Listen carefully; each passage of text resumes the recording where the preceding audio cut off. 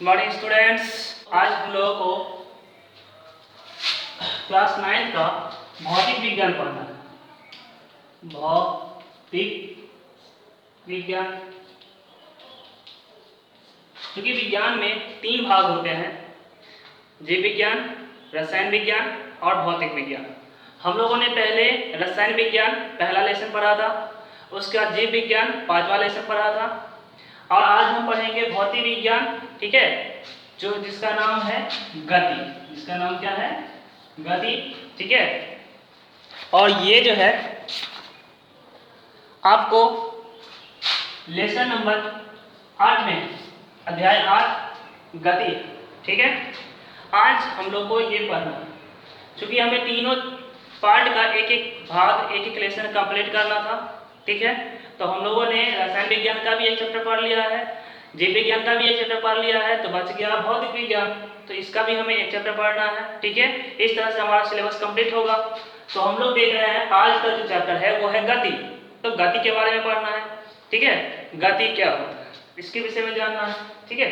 देखिए कि जब कोई वस्तु एक स्थान से, ठीक है, दूसरे स्थान पर समय के साथ यानी कि टाइम के साथ चेंज करे, जब कोई व्यक्ति, कोई एक आदमी जो है सो ए पर है, ठीक।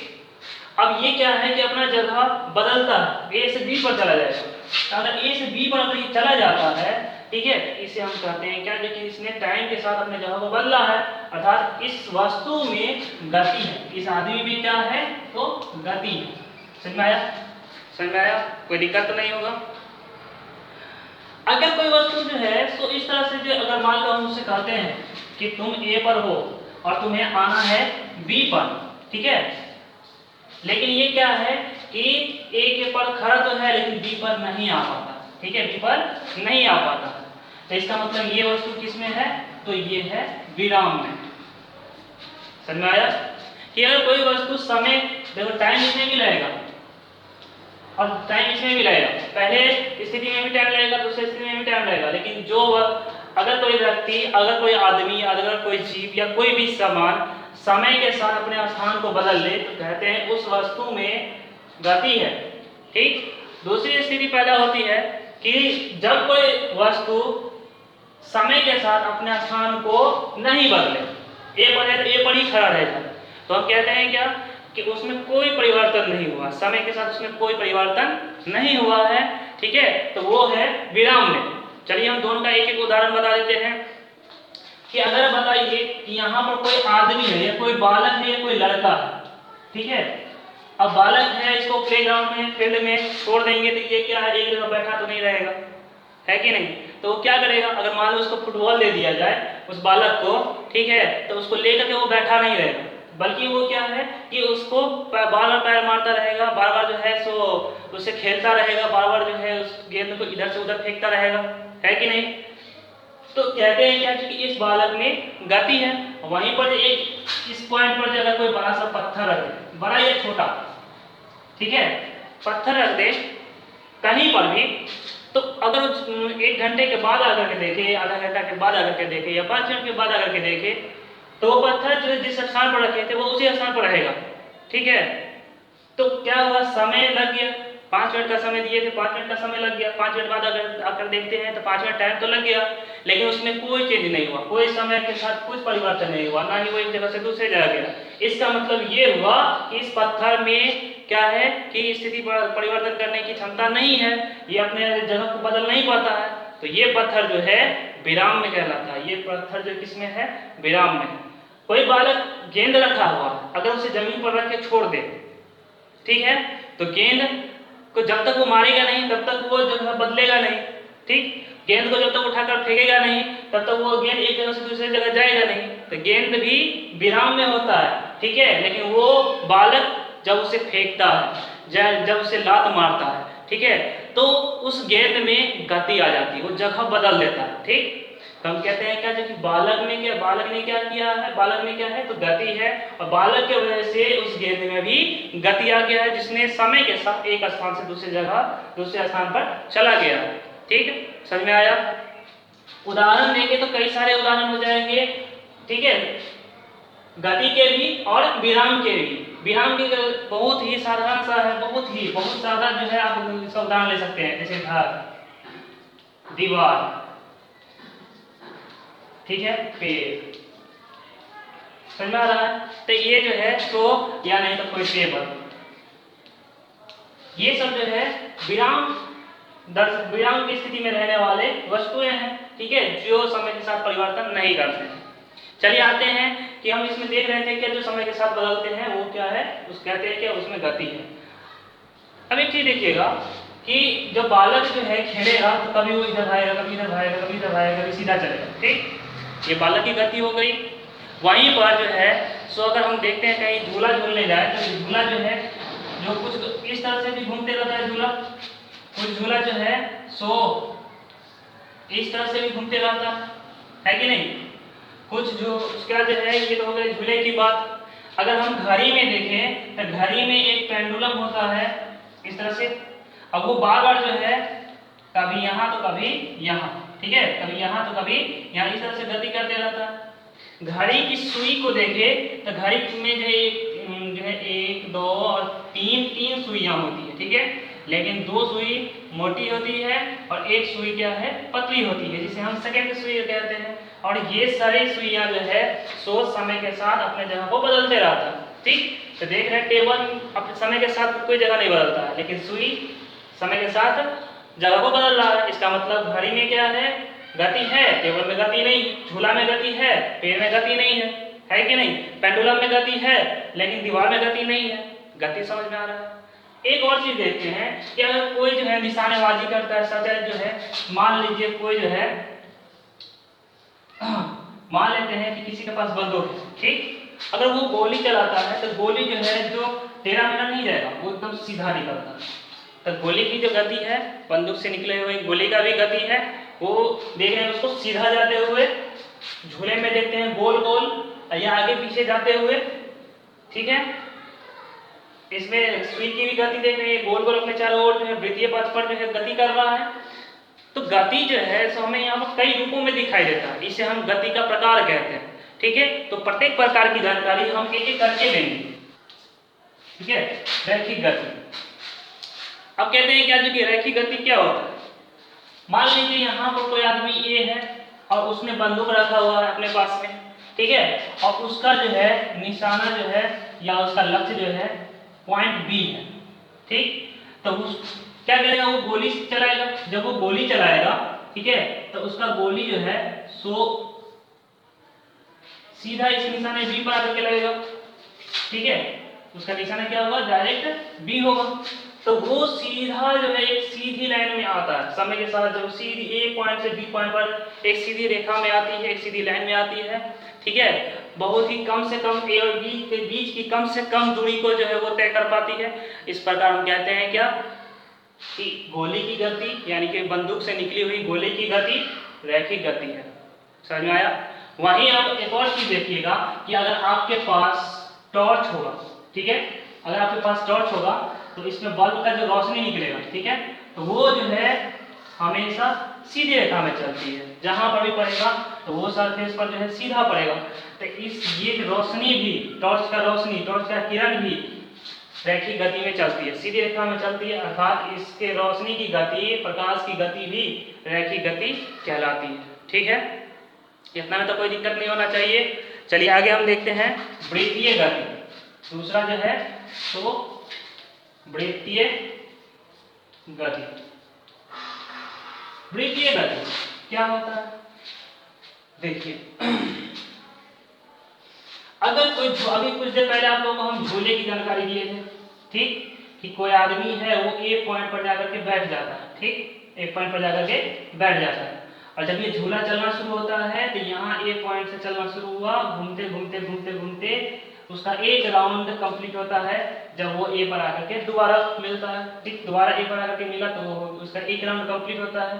तो इस प्रकार उसने जो है एक वृत्तीय पथ पर जो है चलना शुरू किया, इस गति को हम वृत्तीय गति कहते हैं। कोई भी वस्तु वृत्तीय पथ पर चलना शुरू करता है, अपने अपने मूल बिंदु यानी स्टार्टिंग पॉइंट पर आकर मिले, तो उस गति को हम वृत्तीय गति कहते हैं। जैसे बड़ा सा सूर्य है और इसके चारों ओर घूमता है कौन सी ग्रह, जैसे कि पृथ्वी। पृथ्वी क्या है, एक ग्रह है और इसके चारों ओर घूमता है सूर्य के चारों ओर। तो पृथ्वी की गति वृत्तीय गति होगा। यही पृथ्वी के चारों ओर भी है ना कुछ एक और चीज घूमते रहता है जिसे हम उपग्रह कहते हैं, ठीक है। और तो पृथ्वी का एकमात्र ग्रह कौन है, तो चंद्रमा, जिसे हम मून कहते हैं। समझ में आया। तो चंद्रमा की भी गति वृत्तीय गति होगा, पृथ्वी की भी गति वृत्तीय गति होगी, क्योंकि ये जो पृथ्वी है सूर्य के चारों ओर चक्कर लगाती है वृत्तीय पथ पर अपने ही अक्ष पर, और चंद्रमा भी अपने ही अक्ष पर पृथ्वी के चारों ओर चक्कर लगाती है। तो दोनों की गति क्या हो जाएगी, वृत्तीय गति। ठीक है, इसमें कोई संदेह नहीं है। ठीक है, चलिए आगे देखते हैं दोलनी गति।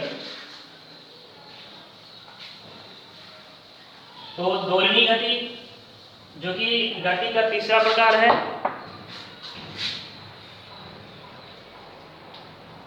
दोलनी गति, यहां देखिए दोलनी गति क्या होगा। आप लोग मेला में ज्यादातर झूले का प्रयोग इसलिए कर रहे हैं ताकि वो चीज हमको दिखाई देता है, अधिकतर दिखाई देता है। मेला में जाते हैं तो एक झूला देखे थे जो गोल गोल घूमते रहता है, और एक झूला ऐसा भी देखे हैं जिसे जो बोट टाइप का होता है, नाव के प्रकार का होता है, ठीक है। तो उसकी गति दोलनी गति कहलाएगी। कैसे, तो हम देखते हैं क्या जो कि नाव होता है वो का झूला जो होता है वो कुछ इस तरीके से होता है, ठीक है। और जब ये घूमेगा तो कभी इसका स्टार्टिंग पॉइंट तो यही है, यहीं पर है। चलो हम इसको ये नहीं मान के ओ मान लेते हैं, ओ मतलब मूल बिंदु। अब इसको हम अगर नचाते हैं या घुमाते हैं तो ये ज्यादा से ज्यादा अगर इस बिंदु पर आकर के वापस आ जाता है तो ये हमारा हो जाएगा बिंदु नंबर 1, जिसे हम ए से डिनोट करते हैं। जब वापस पीछे की ओर आता है तो पीछे की ओर भी उतना ही उठेगा, ठीक है, जिसे हम पॉइंट बी से डिनोट करते हैं। और ये गति बार बार दोहराएगा, बार बार ए से बी पर आएगा और बी से ए पर आएगा। इस प्रकार की गति को हम दोलनी गति कहते हैं। इस प्रकार की गति को हम दोलनी गति कहते हैं। और ये सिर्फ झूले में ही नहीं और भी कई चीजों में देख सकते हैं। आपको पहले ही कुछ देर पहले बताया है, ठीक है, कि एक घड़ी होता है, ठीक है, जिसमें पेंडुलम लगा होता है, और ये पेंडुलम भी बार बार जो है सेम इसी प्रकार से ओरिजिन से जो है कभी ए पॉइंट पर जाएगा, ठीक, और इतना ही दूरी जो है ये बी पॉइंट पर जाने के लिए तय करता है। तो इस पेंडुलम की गति भी क्या होगी, तो दोलनी गति कहलाएगी। तो दोलनी गति दो चीजों में हम पढ़ चुके हैं, और भी और कोई एग्जाम्पल है तो वो आप ले सकते हैं, आपको दिख सकता है आसपास ढूंढिए। इस तरह की गति आपको और भी कई चीजों में दिखाई देगा, ठीक है। अब हम देखते हैं क्या, आवर्त गति। एक चीज देखिए कि घर में जो है मशीन सब होगा, जब मशीन चले तो उसकी सुई जो है को देखिएगा तो वो बार बार ऊपर अप एंड डाउन होते रहता है, मतलब ऊपर नीचे बार बार अंदर बाहर निकलते रहता है। तो उस सुई की गति को हम क्या कह सकते हैं, आवर्त गति। यानी कि चौथा हो गया हमारा आवर्त गति। चौथा क्या हो गया हमारा 4 नंबर में आवर्त गति। आवर्त गति क्या होता है, एक ऐसी गति जो अपने ही स्थान पर बार बार दोहराए, उस प्रकार की गति को हम आवर्त गति कहते हैं, ठीक है। चलिए अब अंतिम है, ये आवर्त गति ही अंतिम था, ठीक है। और इसके बाद हम देखते हैं संख्या रेखा। आप लोगों ने गणित के चैप्टर में पढ़ा था संख्या रेखा। गति के 4 प्रकार होते हैं, ठीक है, रैखिक गति, वृत्तीय गति, दोलनी गति, आवर्त गति, ठीक है। रैखिक गति जो सीधी रेखा में गमन करता है, चलता है। वृत्तीय गति जो गोल रास्ते में घूमती रहती है, गोल रास्ते में चलती है, एक जगह वृत्तीय पथ पर हमेशा चलती है, उसे हम कहते हैं वृत्तीय गति। फील्ड के अगर चारों ओर रनिंग करेंगे, दौड़ेंगे तो उसकी गति हो जाएगी वृत्तीय गति। दोलनी गति क्या होगा, एक निश्चित दूरी के ऊपर जाकर के वापस उतनी ही दूरी पीछे की ओर जाए, और ये दूरी जो है बार बार तय करते रहे समय के साथ, तो इसे हम इसकी गति को हम दोलनी गति कहेंगे। और अंतिम था आवर्त गति, जब कोई वस्तु एक ही स्थान पर समय के साथ जो है बार बार दोहराए, उसे हम आवर्त गति कहते हैं, ठीक है। अब गति के जो है, गति किसे कहते हैं, विराम किसे कहते हैं, गति के कितने प्रकार हैं, ये सारे के सारे टॉपिक्स हमने क्लियर कर लिया है। अब हम जरा देखते हैं तो संख्या रेखा, ठीक है, संख्या रेखा पर हम गति को भी बता सकते हैं, ठीक है। तो चलिए हम सबसे पहले इसके लिए हम एक मूल बिंदु O लेते हैं जिसे 0 से दिखा रहे हैं, ठीक। अब मूल बिंदु यानी O से दाएं ओर की गति और दाएं ओर की संख्या धनात्मक संख्या जिसे हम पॉजिटिव कहते हैं, ठीक है। तो धनात्मक गति होगी दाईं ओर और वहीं बाईं ओर हो जाएगी ऋणात्मक गति, ठीक है। दाईं ओर की गति का मान जो है +1 +2 +3 +4 +5 इस तरह से बढ़ता रहेगा, और वहीं जो है बाईं ओर जो है -2 -3। गति में हम संख्या रेखा का प्रयोग करते हैं कि जिस जगह से हम लोग चलना शुरू करते हैं, ठीक है, उसे मूल बिंदु कहते हैं। मान लीजिए हम अगर घर से चलना शुरू करें तो 0 हो जाएगा हमारा घर, ठीक है, हमारा घर हो जाएगा 0 यानी कि मूल बिंदु, मूल बिंदु, ठीक है। अब हम अपने घर से, ठीक है, जितने आगे की ओर जाएंगे, ठीक है, तो उसकी गति धनात्मक होगी और जितने पीछे की ओर जाएंगे उसकी गति उतनी ही ऋणात्मक होगी, ठीक। समझ में आया। आगे की ओर कहने का मतलब है कि अगर हमें मान लीजिए मार्केट जाना है तो उसका छोटा से छोटा जो दूरी होगा, ठीक, छोटा से छोटा जो दूरी होगा तो उसे हम धनात्मक कहेंगे। और वहीं अगर हमारा जो है जो दूरी लंबा हो, ठीक है, जिसके लिए हमें डबल मेहनत करना पड़े तो वो दूरी उसका जो है ऋणात्मक के साथ, अगर धनात्मक चलना होगा, ठीक है, तो आपको ऋणात्मक में भी चलना पड़ा और धनात्मक में भी चलना पड़ा। तो इसके लिए हम क्या करते हैं कि हम लोग जहाँ से चलना शुरू करते हैं वो हमारा मूल बिंदु होता है, उसके बाद जो है कम से कम दूरी को हम तय करने की कोशिश करते हैं ताकि हमारा गति जो है धनात्मक हो, ठीक है। समझ में आया। चलिए इसके बाद हम लोग देखते हैं राशि की, क्या हम लोग देखते हैं राशि। राशि एक मात्र, ठीक है, राशि जो है मात्रक है। राशि क्या है, मात्रक है, ठीक है, किसी चीज को व्यक्त करने का। ये राशि दो प्रकार की होती है। पहला होता है सदिश राशि, दूसरा होता है अदिश राशि। अदिश राशि तो हम सदिश राशि समझने से पहले अदिश राशि जानते हैं। अदिश राशि ऐसी राशि है जिसको व्यक्त करने के लिए सिर्फ और सिर्फ परिमाण की जरूरत पड़ती है, ठीक है, क्योंकि परिमाण लिखने से अगर कोई राशि पूर्ण हो जाती है तो उसे हम अदिश राशि कहते हैं। उदाहरण देखें, ठीक है, उदाहरण के जैसे 5 किलोमीटर है, 5 किलोमीटर का है तो समझ में आ रही है 5 किलोमीटर दूरी है, ठीक है, 5 परिमाण है और किलोमीटर क्या है उसका मात्रा। तो परिमाण के साथ मात्रा का प्रयोग कर रहे हैं, ठीक। तो ये लेकिन इसमें जो देख रहे हैं कि परिमाण और मात्रा दोनों मिलकर के ही हमें एक बात बता देती है, एक निश्चित जो है सो अनुमान बता देती है, ठीक है, दूरी बता देती है, ठीक। इस तरह के परिमाण को हम अदिश राशि कहते हैं। लेकिन हम कहें कि 5 किलोमीटर, ठीक है, टू ईस्ट, हम कहते हैं क्या, देखिए हमें 5 किलोमीटर चलना है, ठीक, तो भाई 5 किलोमीटर चल जाएंगे तो वो ऐसी राशि हो जाएगी अदिश राशि।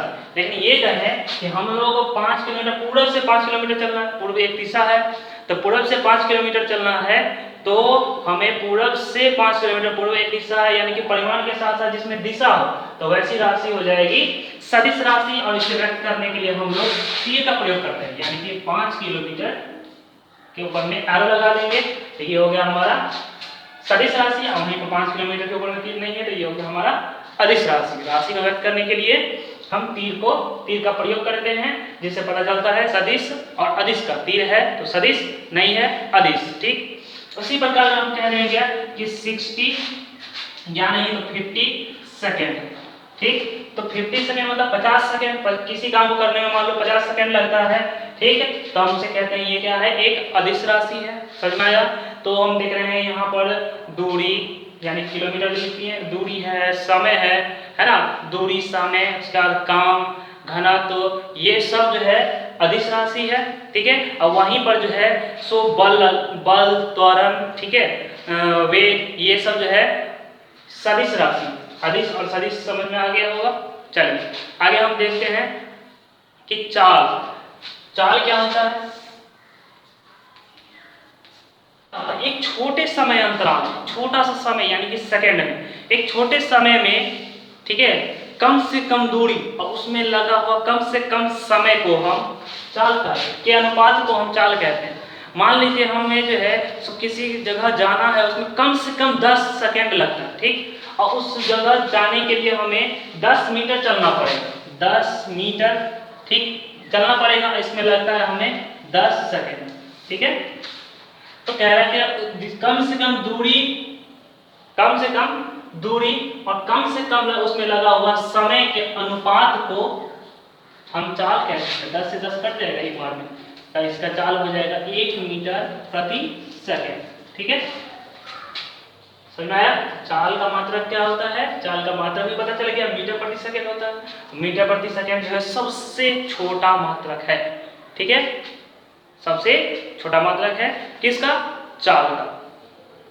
अगर कोई वस्तु एक समान चाल से चले, इसका चाल के प्रकार भी होते हैं, जिसमें एक प्रकार है एक समान चाल, एक समान चाल। इसके लिए हम एक ग्राफ का प्रयोग करते हैं, ठीक है, जिस पर दो लाइन खड़ी हो वो बिंदु ओ बिंदु कहलाती है, जिसे ओरिजिन कहते हैं।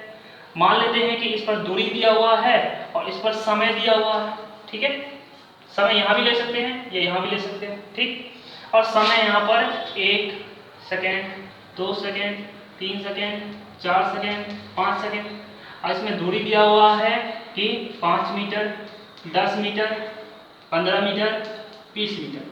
कोई गाड़ी जो है जहाँ से चलता है उसे हम मूल बिंदु कहते हैं, मानते हैं यहाँ से चलता है, 1 सेकेंड में जो है कोई गाड़ी 5 मीटर चला, दोनों आकर के इस बिंदु पर मिलेगा। 2 सेकेंड में जो है सो 10 मीटर चलेगा, तो दोनों आकर के यहाँ पर मिलेगा। 4 सेकेंड में जो है सो 20 मीटर चलता है, तो दोनों आकर के यहाँ पर मिलेगा, ठीक है। तो हम देखते अगर इसको मूल बिंदु से अंतिम बिंदु को मिला दें, ठीक, एक रेखा में ये क्या होता है, सारा का सारा गति दिखाई देता है। तो इस प्रकार की गति को हम एक समान चाल कहते हैं। समय के साथ कम से कम समय में कम से कम दूरी तय करने को के अनुपात को हम चाल कहते हैं, और इस तरह की चाल एक समान चाल कहलाती है, ठीक है। अब चलते हैं क्या, जो कि एक समान चाल तो समझ में आ गया, और अंतिम है इसके बाद चाल का अंतिम है औसत चाल। तो औसत चाल क्या होता है? तो किसी दूरी को तय, मतलब किसी भी जगह पर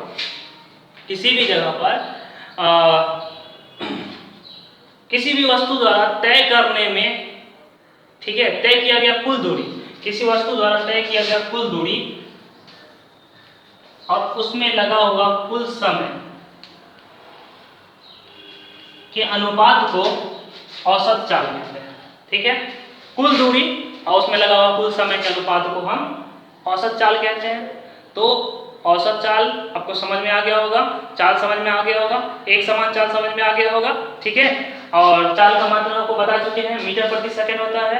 उसी तरह जो है अब चलते हैं कि अच्छा एक बात बताइए, एक समान चाल तो समझ में आ गया, लेकिन जो है अगर कोई वस्तु एक साथ, मतलब क्या हुआ कि एक समान चाल क्या होता है, एक निश्चित दिशा में, ठीक है, या मान लीजिए 5 मीटर चलने में उसे 1 सेकंड लगता है, या 1 सेकंड में 5 मीटर चलता है, 2 सेकंड में 10 मीटर, 3 सेकंड में 15 मीटर चलता है, इस तरह के चालों को हम एक समान चाल कहते हैं। और वहीं कोई वस्तु जो है, या कोई भी गाड़ी हो गया, कोई भी वस्तु, किसी भी प्रकार के जीव अगर 1 सेकंड में 5 मीटर चले, या 2 सेकंड में 15 मीटर चले, या 3 सेकंड में जो है फिर 20 मीटर चले, या 4 सेकंड में 40 मीटर चले, ठीक, तो उसकी गति को हम असमान चाल कहते हैं, उसकी चाल को असमान चाल कहा जाता है। उदाहरण चलिए देख लेते हैं ग्राफ पर भी, ठीक है। यहाँ 1 second, 2 second, 3 second, 4 second, 5 second, यहाँ पर 5, 10, 15, 20, 25, 30। अगर 1 सेकंड में 5 मीटर चलता है, 2 सेकंड में मान लो 15 मिनट चल गया, तीसरे सेकंड में 20 मीटर, चौथे सेकंड में जो है 30 मीटर चला, ठीक। तो अब इसको हम मिलाएं मूल बिंदु से, तो देख रहे हैं कुछ इस प्रकार का जो है हमें ग्राफ प्राप्त होता है, ठीक है, कुछ इस प्रकार का ग्राफ प्राप्त हो रहा है। तो हम इस तरह से जो चाल तैयार होगा, उस वस्तु की जो चाल होगी वो होगी और समान चाल, ठीक है, और समान चाल कहलाएगी। चलिए अब आगे हम देखते हैं। तो अगला टॉपिक क्या है? वेग। वेग क्या होता है, ठीक। देखिए वेग जो है वह राशि है जिसमें चाल और गति की दिशा, ठीक है, जिसमें क्या होता है कि वस्तु की चाल और उसकी गति की दिशा, ठीक है, देता है।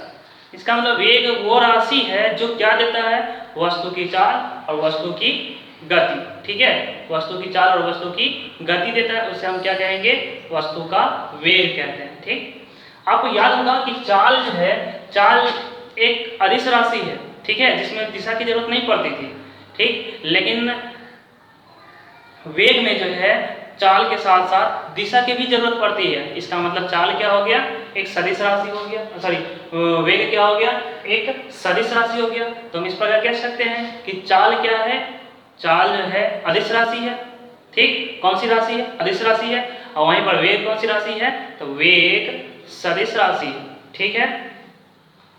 आइए हम देखते हैं दोनों में अंतर अगर पूछा जाए कि चाल और वेग या वेग और चाल में क्या अंतर है, ठीक, तो इतना ही कहना है कि वेग में चाल के साथ साथ दिशा होता है, ठीक, या वेग में परिमाण के साथ साथ दिशा होता है, लेकिन चाल में परिमाण के साथ दिशा नहीं होता है, ठीक। तो बस एक ही अंतर है और कुछ खास अंतर नहीं है। दोनों का ऐसा ही मात्रक जो है सेम होता है, मीटर प्रति सेकंड, ठीक है, मीटर प्रति सेकंड, दोनों का जो है ऐसा ही मात्रक समझ में आ गया। चलिए अब देखते हैं, अगला टॉपिक है त्वरण।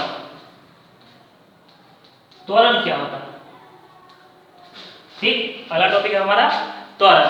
तो त्वरण क्या होता है, तो देखिए समय के साथ, ठीक है, समय के साथ वेग में परिवर्तन की दर को त्वरण कहा जाता है। समय के साथ मतलब 1 सेकेंड, 2 सेकेंड, 1 मिनट, 2 मिनट, 1 घंटा, 2 घंटा, 1 दिन, 2 दिन, 1 साल, 2 साल, ये हो गया समय। समय के साथ वेग में परिवर्तन की दर को त्वरण कहते हैं, ठीक है, त्वरण समझ में आ गया कि समय के साथ वेग में परिवर्तन की दर को त्वरण कहते हैं। वेग जब अदिश राशि, वेग जब सदिश राशि है तो त्वरण भी क्या हो जाएगा, सदिश राशि ही होगा, ठीक है, और वहीं पर चाल क्या है, अदिश राशि है। तो आपको याद हो जाएगा कि चाल अदिश है, वेग सदिश है, त्वरण भी सदिश राशि है, ठीक है। तो अब जो है हमारे पास आगे जो है इसका न्यूमेरिकल्स है, ठीक है, उन प्रश्नों को बनाना है। तो आज हमारा ये थ्योरी का क्लास कंप्लीट होता है, ठीक है। न्यूमेरिकल्स का क्लास जो है फिर हम दूसरे क्लास में लेंगे, आज का समय समाप्त हो गया है, फिर अगले क्लास में लेते हैं। आप लोग जो है सो इस टॉपिक को, इस चैप्टर जो है गति, इसको अच्छे से पढ़िए, 2 बार हो, 3 बार हो, जितना बार हो सके, ठीक है, अच्छे से पढ़िएगा तो ज़्यादा समझ में आएगा, प्रश्न करने की ज़्यादा इच्छाएं होंगी, ज़्यादा प्रश्न समझ में भी आएगा, ठीक है, टॉपिक्स भी क्लियर होते चले जाएंगे, ठीक है। तो आप भी प्रयास कीजिए, हमारा प्रयास हो चुका है, आपका प्रयास बाकी है, आप कीजिए, ठीक है। चलिए धन्यवाद।